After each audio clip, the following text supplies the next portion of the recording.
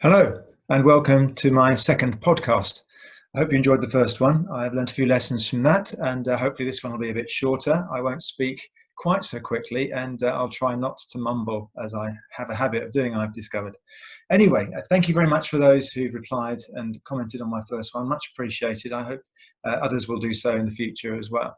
In the first podcast on the Manifesto for the Built Environment, I tried to outline the case that although the sector is big and it's growing and it's very important to the future of the economy and to all of our lives for all sorts of reasons, um, it isn't working as well as it needs to. We need to make improvements in the way we work in a whole range of aspects here. And I feel the sector is kind of in denial that we're actually making improvements. The workforce is still not very diverse. We still have all sorts of problems with companies failing, and margins are tight for other people, projects are late, things get delayed, we aren't using new technologies, a whole range of issues that we have to tackle. And I outlined those last week for you. And the next few minutes, I'll take you through a presentation which says how I feel we should approach the problems that we face in the built environment. I'd really be keen on your inputs. So let's go to the presentation. So this is the diagram I left you with last week, where it describes or shows the categories of change that we need to see within the built environment, starting with the built environment itself in the center. And the built environment is something that we need to define. We need to make sure we recognize the impact it has on not just our businesses and not just the investment that we hope to see from it, but also on the societies we live in and even the mental health of those who live in our societies, and how communities are so important to making sure the built environment is and does what it needs to be. And collaboration is essential. I talked about the fact that for years we've been trying to do top-down change within the sector, and lots of money and lots of effort has been put in by hundreds and thousands of people, yet the sector is still much the same as it was many years ago. So we need to try and recognise we need a groundswell of change from individuals and smaller organisations as well as larger organisations within the sector. So that's one of the things I really think is important for us to try and keep our eye on. So the steps I suggest we go through, there's 5 of them. I'll go through them very quickly. But the aim is to define the problem and outline an approach. This isn't the full answer. I'm sure it's not as simple as this, but it's just a starting point for us to discuss. What is the built environment? And it's something that really needs to be defined. You could spend a long while going down talking about what it might be. I've come across this definition from the Centre for Digital Built Britain when they were doing their work on the Gemini principles, and that's only just 18 months old. So, and it looks like a pretty good definition as far as I can see. And if we can build on that definition and recognize that construction is to the built environment what programming is to the technology sector, then I think we're well on the way to understanding the far-reaching nature of the built environment. And then we can start to look at the activities we need and the skills we require to plan, establish and maintain this environment.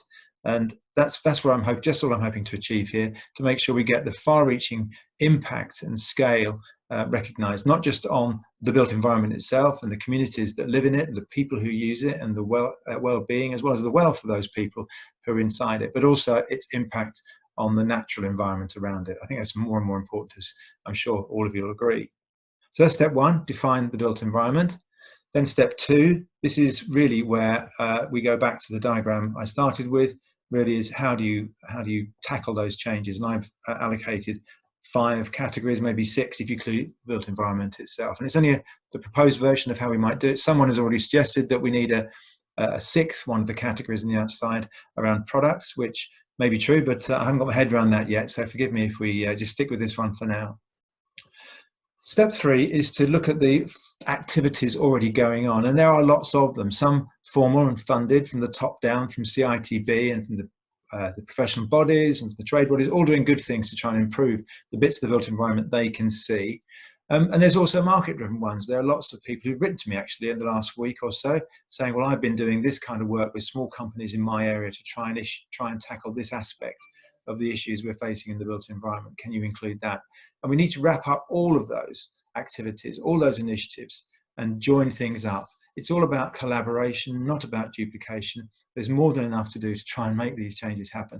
And we somehow need to bring them all together. And that's partly why I'm involved with Building People, which some of you will know about, another story, but the aim of that is to join the dots between the initiatives going on across the built environment to try and make the impact that we all want to see.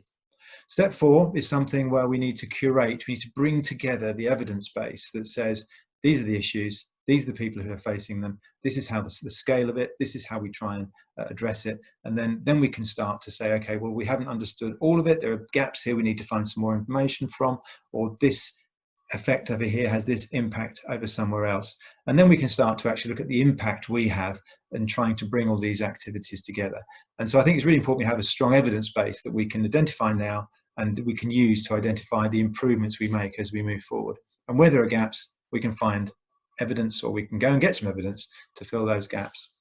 And fifthly, we need to orchestrate the change. It isn't a single person, it isn't a single team trying to make this. It's an activity that's going to be across a whole of the built environment, from all sorts of people. We've got to get the small companies buying into this as much as we have some of the bigger companies who are doing great things.